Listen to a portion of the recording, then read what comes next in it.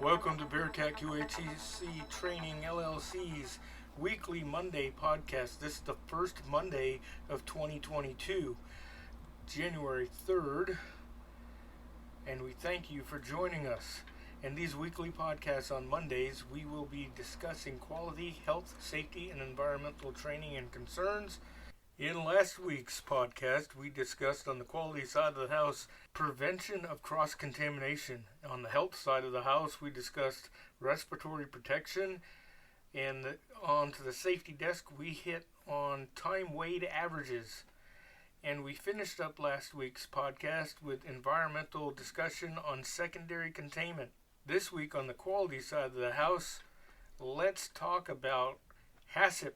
HACCP, Hazard Analysis and Critical Control Point. Any organizations have to put their HACCP plan and other food safety compliance plans in place that help an organization with real-time transparency if they're in the food service business, right, or food manufacturing business. The first principle is conduct a hazard analysis. The second would be to determine the critical control points, or CCPs. Third would be establish critical limits, which are CLs. Fourth would be to establish monitoring procedures. 5 would be to establish corrective actions. 6 would be to establish a verification process. And the 7th principle is to establish record keeping and documentation procedures. HACCP focuses on identifying and preventing hazards that may render food unsafe. Is based on a sound science. It permits more effective and efficient government oversight, primarily because the record keeping allows investigators to see how well an organization is complying with food safety laws and following practices that reduce the risk of unsafe food over a period of time rather than how it's doing on a given day. It places responsibility for ensuring food safety appropriately on the food manufacturer or distributor. It helps food companies compete more effectively in the world market and reduces barriers to international trade. Now let's move on to the health side of the house. Occupational therapy, or OT, teaches you how to adapt. It can help you perform any kind of task at school, at work, or in your home. You'll learn how to use tools. You may hear them called assistive devices if you need them. Now, OT can teach you things from basic life, just getting through life, to teach you how to cope with the difficulties of things you have to deal with at the workplace on a daily basis. Most counties or states will have a program that you should be able to find with a simple web search. Now moving on to the safety desk, let's talk about ladder safety. OSHA requires that safe equipment be furnished by the employer for the employees. It is important for an employer to do a hazard analysis on the use of ladders to place appropriate limitations on their use and provide appropriate training for those using ladders or for those that are around ladders. It is important that the type of ladder is understood, whether it be a type 1, a type 2, or a type 3. Employers should also put limits on how much ladders should be used for a time period at one time, and to take a step above OSHA and require ladders to be used with more than one person. And what I mean by that is you never allow someone to work alone on a ladder. You always have someone there in case of an emergency.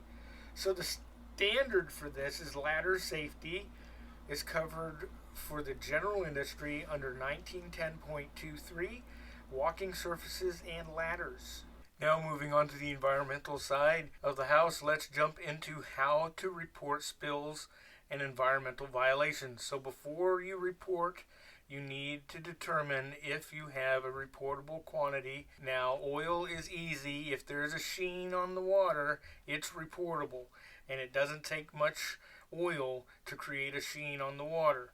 But other chemicals, you should have a list of all of your reportable quantities of all your chemicals so that you can just pull it up really quickly and understand that if I have a certain type of product with a certain amount of ethanol in it, I need to understand how much of that needs to spill to equal a reportable quantity to the government. Let's just say you have a chemical that is reportable at 10,000 pounds at 100% purity, and you have 2,500 pounds at 50% purity. Probably not going to be recordable. You do have to do your due diligence, make sure you don't want to mess anything up here.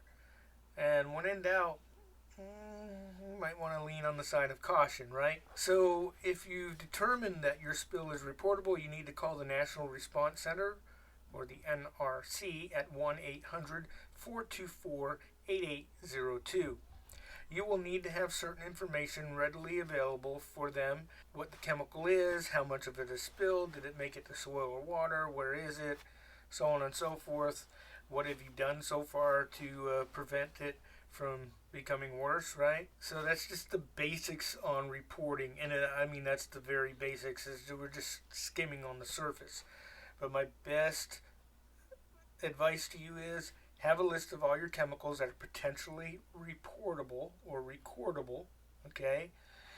Have that RQ listed next to every chemical so that you can make your determination rapidly, and you can do the best you can to prevent that spill from reaching soil or navigable waters. So I'd like to continue to share my appreciation for my Patreon partners and for all of those that tune in every week to hear this podcast. The majority of our listeners are in North America, but we have regular listeners in Africa and in Asia, and I'm very thankful for all of them, and I hope this continues to be beneficial to you so that you continue to listen.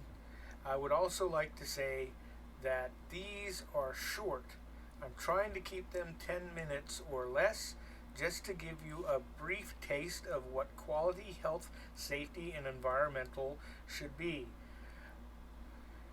So if you're listening and you're in the industry and you have no idea what I'm talking about, please give me a call, send me an email, let me help you out. Find a professional, and I would appreciate it if I'm the professional you find.